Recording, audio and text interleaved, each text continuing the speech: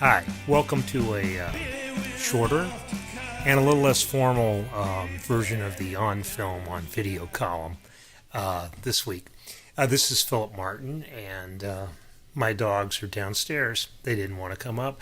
Audie's a little bit nervous because we've got some weather, and I don't want to disturb her and bring her up here in case there's a thunderclap or something. So we're going to go solo this week, and we're going to hit some things real quick. A couple of things I want to talk about. First of all, you've maybe noticed the new movies column that is running in our section. We're going to continue this at least through September, and maybe we'll keep it after that.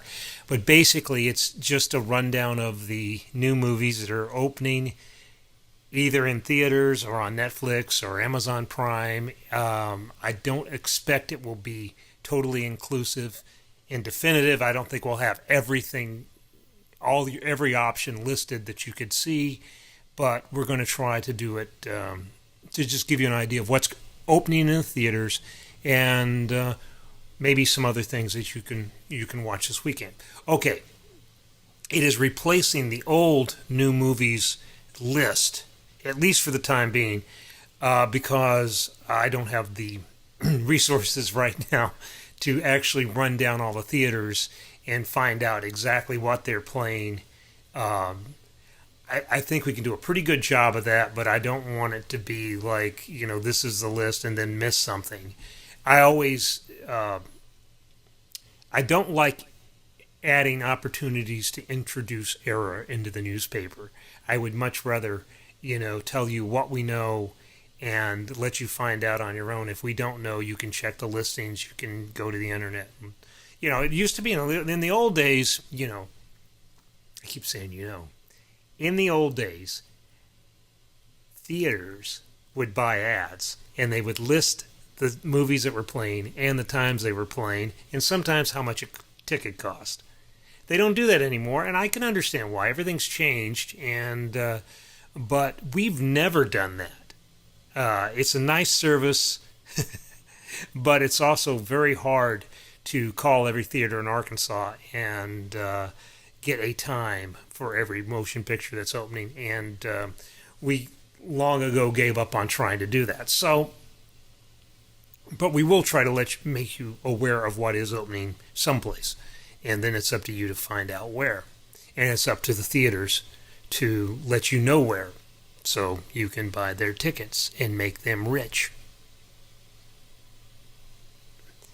We're just in the information business, that's all. I don't care about anybody getting rich. The other thing I want to talk about, and this is something I would have written a column about if, it worked out.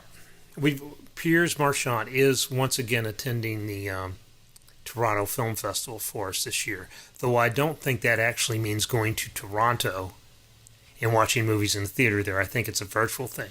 But anyway, earlier, last week, we got a notice that he didn't get approved for, he didn't get a credential, which, on the face of it, is pretty hard for me to understand because, number one, Toronto is a huge film festival, and they give out lots of credentials every year.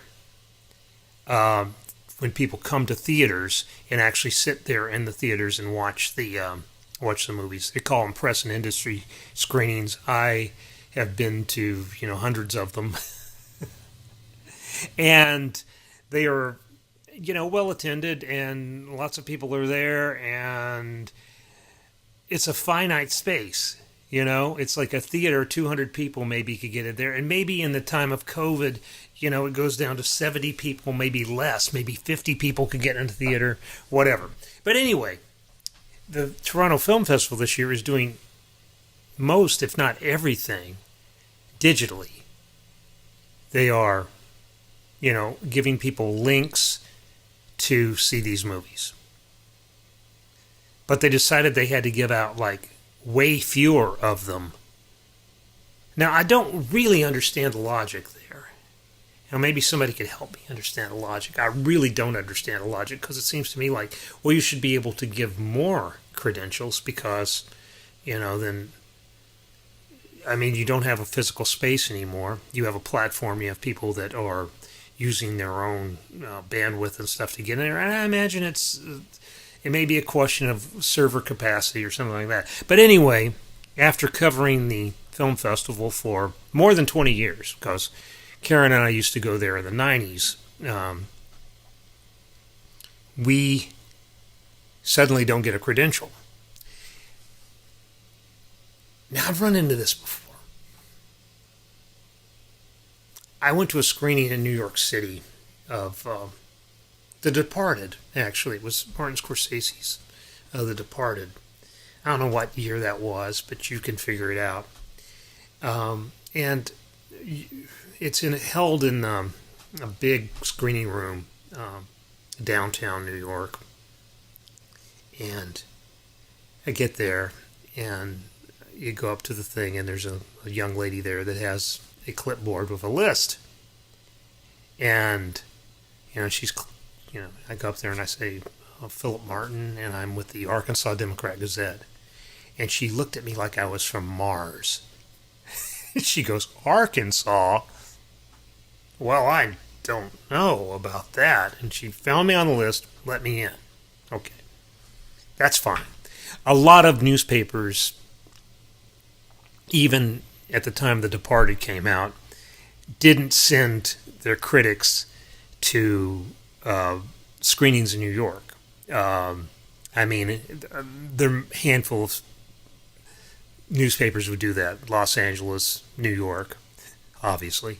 Maybe someplace like Atlanta, Chicago, those places. But, Little Rock, Arkansas, no, we didn't do that. Except we did, We used to do stuff like that.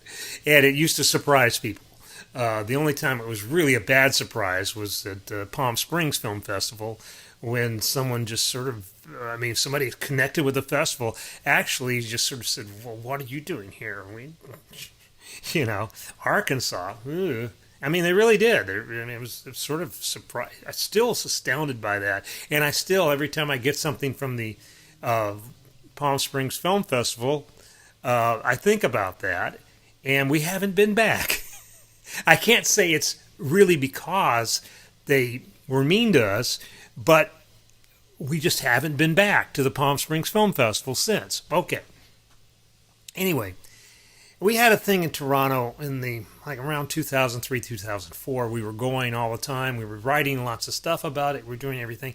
And they gave us 2 credentials.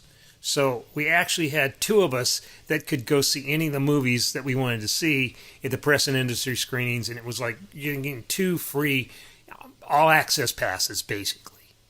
Good passes. So we had them. We thought we were in. And the next year, they took one away from us. For reasons I still don't understand, and for reasons I still believe have to do with a certain,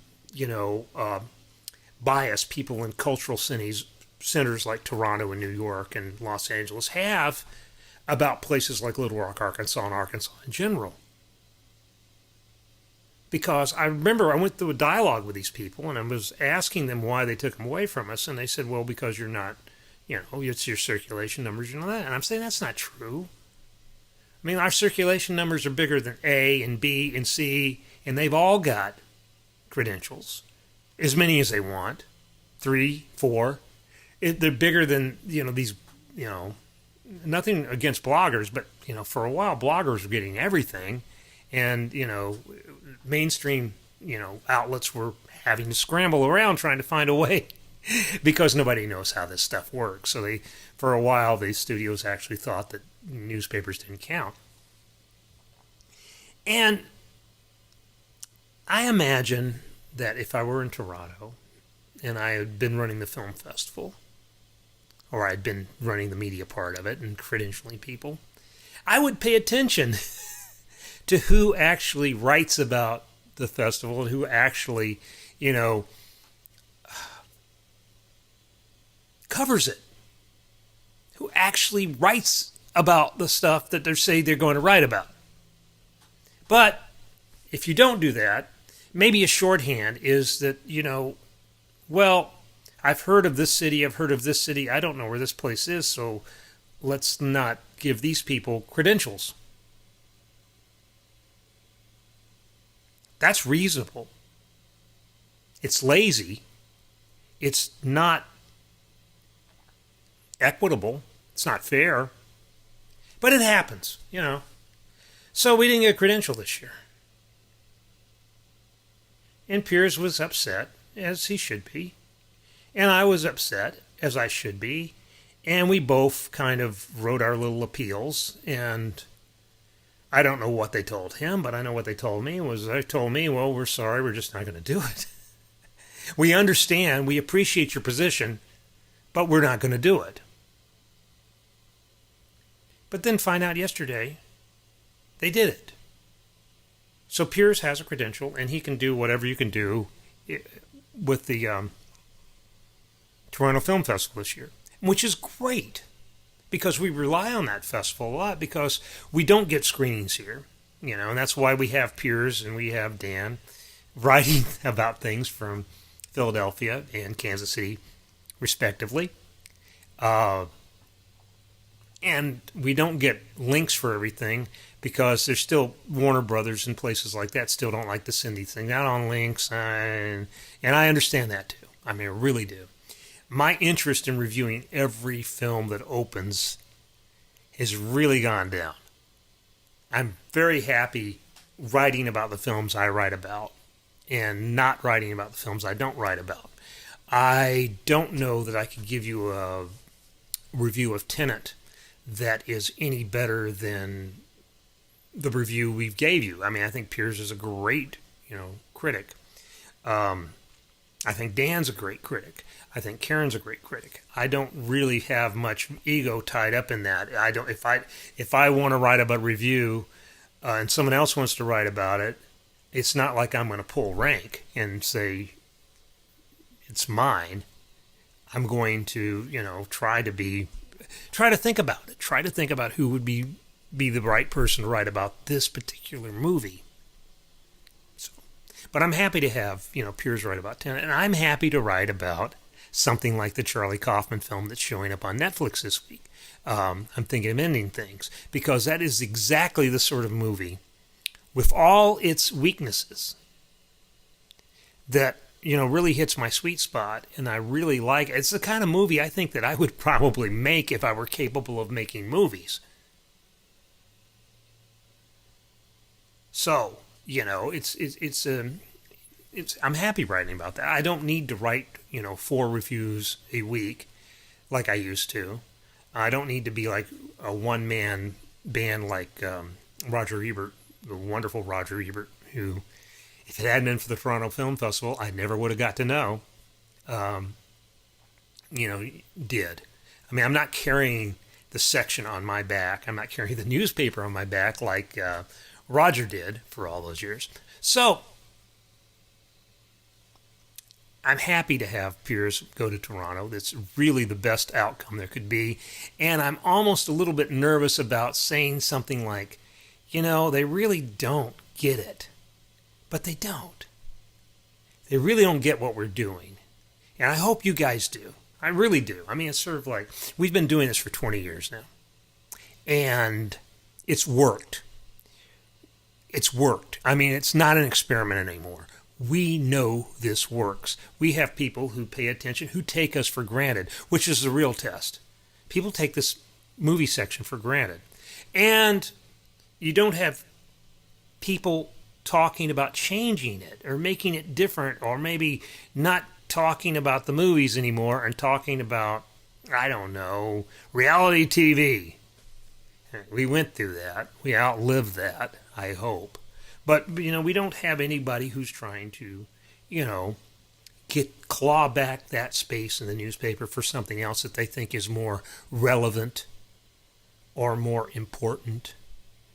And there are things that are more relevant and more important, but that's the reason we have a lot of different pages in a newspaper, so you can put different stuff on there. So, I feel like we're pretty safe. We've got our Toronto thing. If Tribeca comes back, we've got our Tribeca connection. We've got Sundance. And we're starting to make headway with people like Netflix and Amazon Prime and Disney Plus, who gave us Mulan this week, so hey, we're good with that.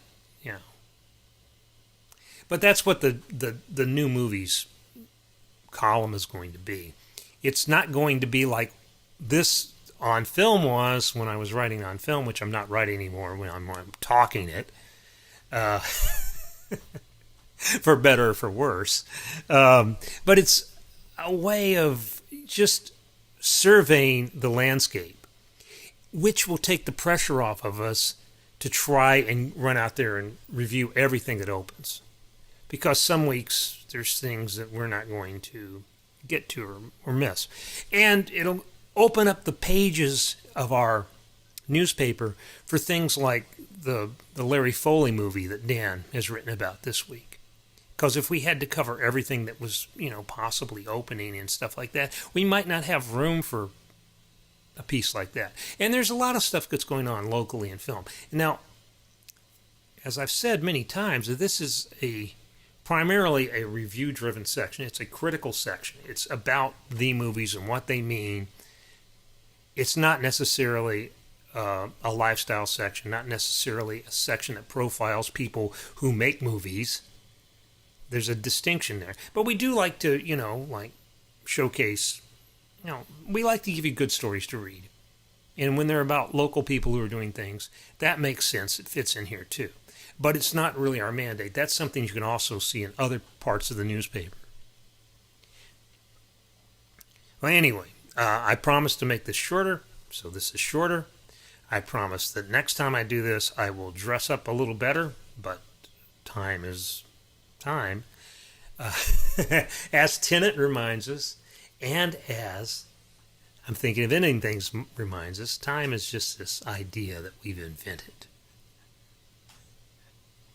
But now that we've invented it, we have to obey that monster.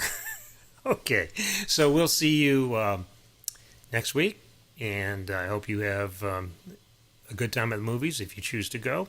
If you don't choose to go, there's plenty of other stuff to do. We'll see you later. Bye.